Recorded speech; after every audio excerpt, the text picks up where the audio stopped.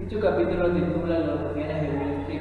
En él encontraremos una introducción que se asemeja o se relaciona con los subtítulos que contiene. El primero es los bancos de negocios o el trabajo de Dios, que se refiere a cómo los bancos, a través del dinero del pueblo, van generando sus ganancias y los beneficios que obtienen a través de los servicios que prestan. El segundo es auditores bajo sospecha. Se manifiestan los acontecimientos de muchos errores en la actividad de las firmas de auditoría y los cambios que sucedieron a través de estos tropiezos. Y el último es agencias de oligopolio, que expresan cómo varias organizaciones realizan un examen sobre cuál es el riesgo de invertir en cada empresa o prestar a un gobierno. Cuando nos referimos a los rufianes de Wall Street, se considera el corazón histórico del distrito financiero. Es el principal y permanente hogar de la Bolsa de Valores del Estado de Nueva York. En él se encuentran dirigentes empresariales que son adorados en escuelas de negocios, como la prestigiosa de Harvard. En Wall Street se han formado las grandes crisis financieras de los 80 y principios de los 2000. Los bancos de negocio o trabajo de Dios.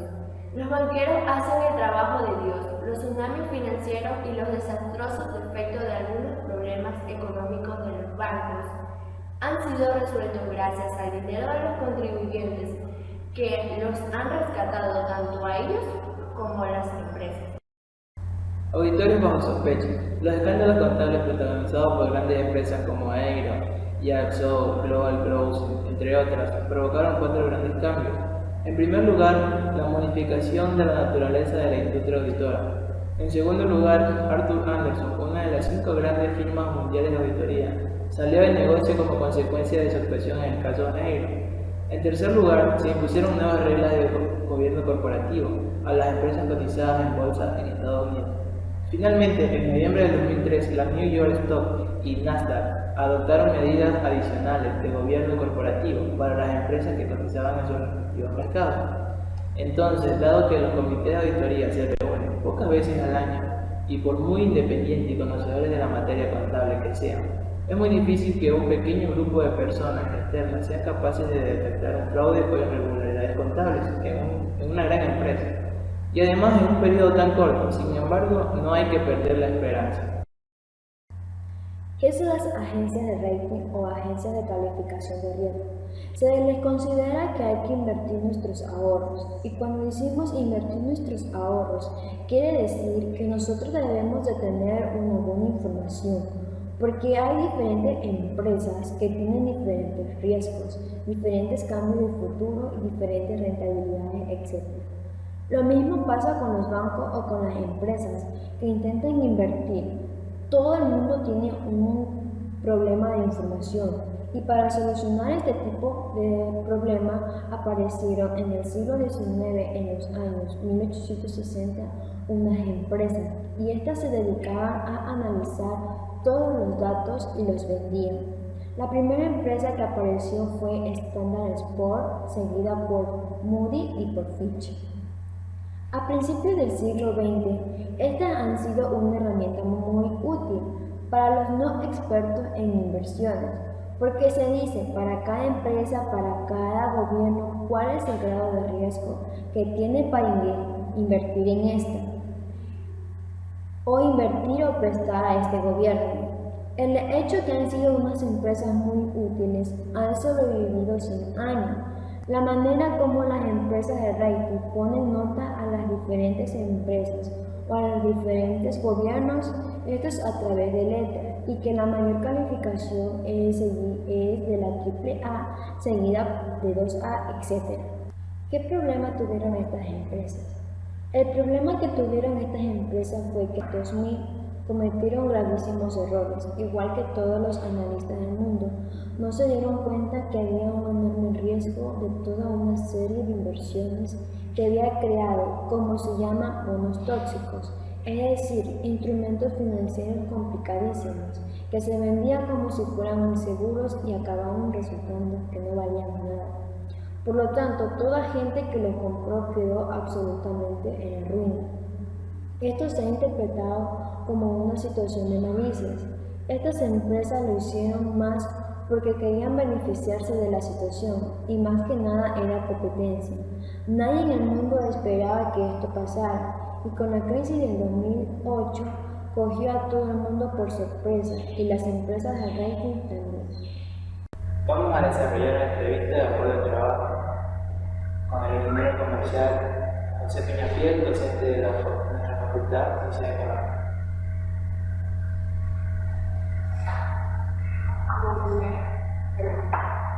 ¿Qué opinas sobre las normas y políticas crediticias de las instituciones financieras?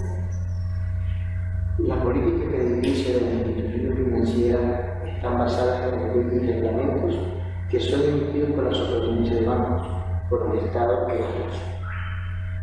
Estas políticas crediticias se mueven en bandas cambiarias, que están basadas en la tasa de interés activa y la tasa de interés pasiva. Eso conlleva a que el Estado, a través del ente regulador, que es la Superintendencia de Bancos, actualmente tenemos a la Junta Monetaria, prevenga, consolide y resguarde la economía del país, es decir, para que no existan muchos circulantes ni para que tampoco haya una deflación económica.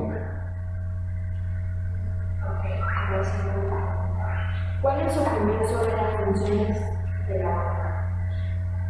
Cuando hablamos nosotros sobre las bancas cambiarias, indica en que los bancos actúan bajo una norma legal, porque las políticas económicas de un país es gerenciada por los gobiernos de turnos.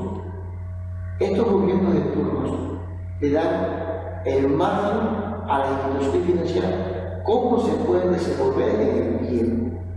Se olvidan muchas veces de la parte esencial.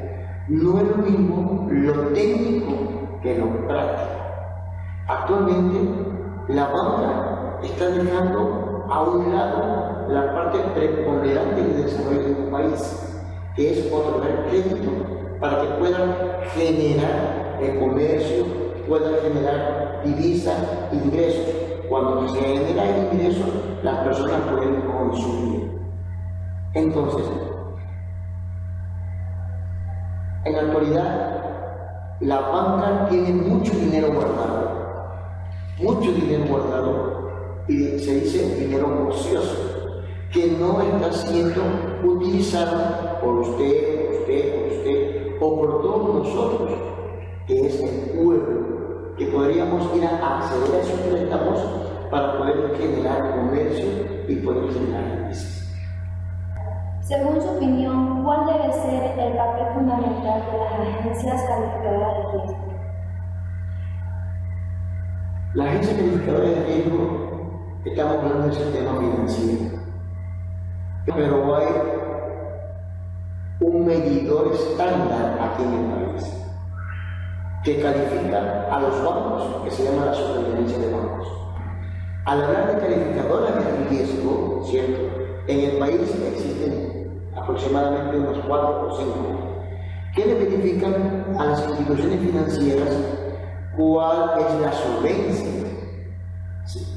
Cuál es la operatividad, cuál es la cartera vencida que tiene, cuál es la movilidad del dinero que tienen guardado de los depositantes, por lo cual la banca le paga un interés, ¿cierto? Y la capacidad de poderle prestar al público para poder generar ingresos y cumplir las obligaciones. Entonces, ustedes han escuchado que hay instituciones financieras A, 2A, AAA, pero esos A, 2A, AAA, no significa que una institución financiera AAA sea excelente, no. Esas calificaciones son por parámetros. Es decir, hay instituciones financieras que pueden tener A en cuanto se refiere a la recuperación de cartera, ¿cierto? Pero pueden tener AAA en lo que se refiere a la forma de tener salvaguardado los dineros de sus depositantes. Es referente a un parámetro de cambio. Así es. En otras palabras, las calificaciones están dadas por parámetros de la misma institución. Concluimos con nuestra entrevista. Le agradecemos por habernos colaborado con nuestra entrevista.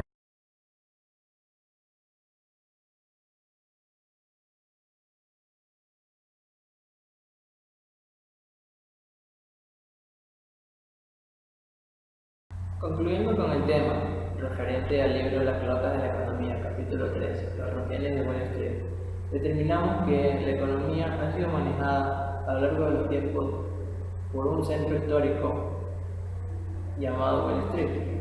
No decir toda la economía del mundo, pero sí gran mayoría de ella, ya que hablamos de Estados Unidos. Dentro de este contexto se ha dado que la codicia ha llevado a muchos ejecutivos y empresarios a generar una crisis principalmente dentro de Estados Unidos y que afecta a todo el mundo. Las agencias de oligopolio, que son unas grandes empresas que se han podido manejar y sostener a través de más de 100 años, ayudan a realizar exámenes para verificar los préstamos que se pueden hacer a personas y a instituciones como gobiernos de cada estado. Por ello son importantes dentro de un sistema político y económico. Todas estas empresas facilitan y ayudan a generar un desarrollo de interés y de ganancias dentro de Wall Street y también dentro de cada institución.